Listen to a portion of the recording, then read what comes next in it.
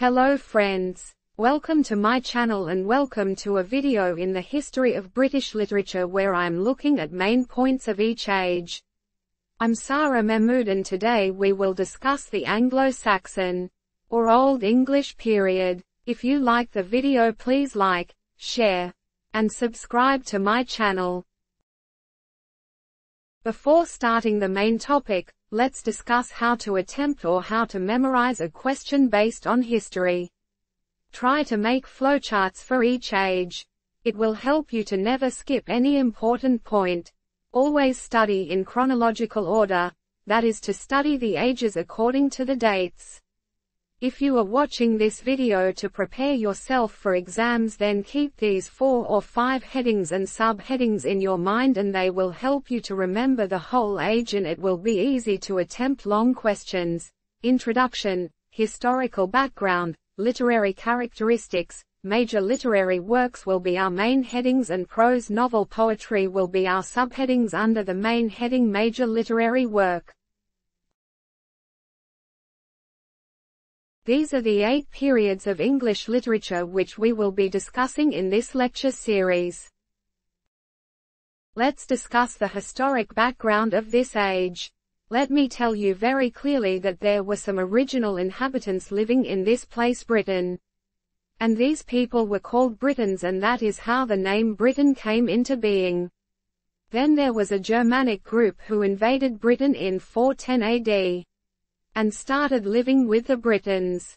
This Germanic group consisted of 3 tribes: Angles, Saxons and Jutes. As Jutes were less in population so the major chunks were Angles and Saxons. And as the Angles were the dominant one, that is why today we know a part of Britain as England, which came from the word Angle land. Before these Germanic tribes occupied Britain, they lived along the coasts of Sweden and Denmark. These tribes were fearless, adventurous and brave and kept the British coast in terror. In this period of 600 years, these Angles, Saxons and Jutes were living together with the original inhabitants Britons. Now what is this Old English? Old English is basically a combo of original language spoken by Britons and language spoken by these Germanic tribes. Combination of these 2 languages is what we know today as Old English. Now it's time to look at the literary characteristics of this age.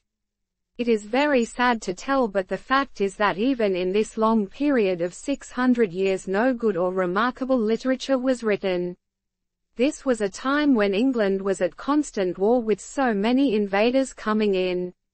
The people of this era were so much at war that they didn't have enough time to pen down something remarkable. No scientific advancement was made, which is one of the reasons for not having good literature. There was lack of printing press, so even if writers would have penned down something remarkable, we don't have it saved. We just have certain fragments, but majority of the work have been lost in the oral transmission. The literature that was found in Anglo-Saxon period was of 2 main themes.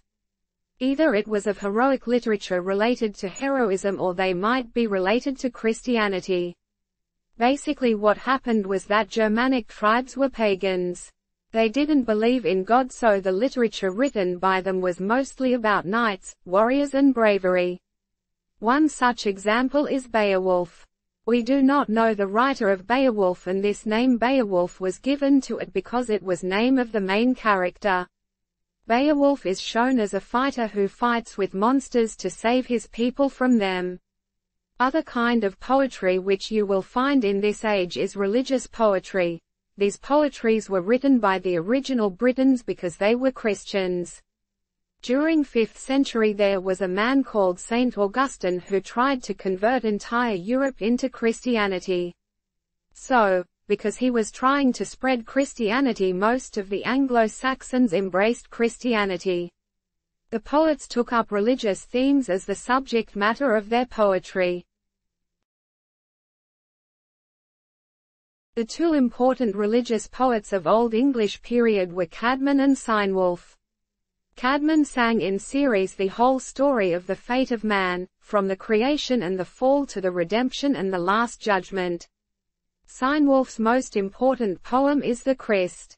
The Christ is a metrical narrative of leading events of Christ's ministry upon earth, including his return to judgment. The Anglo-Saxon period was also marked by the beginning of English prose. The two great prose writer and pioneer of this age were Alfred the Great, who was the glorious king of Wessex, and Alfric, a priest. King Alfred translated number of Latin chronicles in English. Through these chronicles prose was established. In fact, there was no break in prose of Anglo-Saxon period and the Middle English period, and even the later prose in England was a continuation of Anglo-Saxon prose. Alfric wrote sermons in a sort of poetic prose. Prose of this age was mostly written in simple language. The literature of any country in any period is the reflection of the life lived by the people of that country in that particular period. We find that this applies to the literature of this period. The Angles and Saxons combined in themselves opposing traits of character, savagery and sentiment, rough living and deep feeling, splendid courage and deep melancholy resulting from thinking about the unanswered problem of death. Thus they lived a rich external and internal life, and it is especially the internal life which is the basis of their rich literature.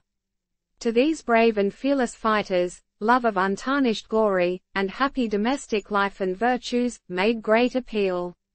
They followed in their life 5 great principles: love of personal freedom, responsiveness to nature, religion, love for womanhood and struggle for glory. All these principles are reflected in their literature. If you have any question regarding this topic, you can ask in the comments. Thanks for watching.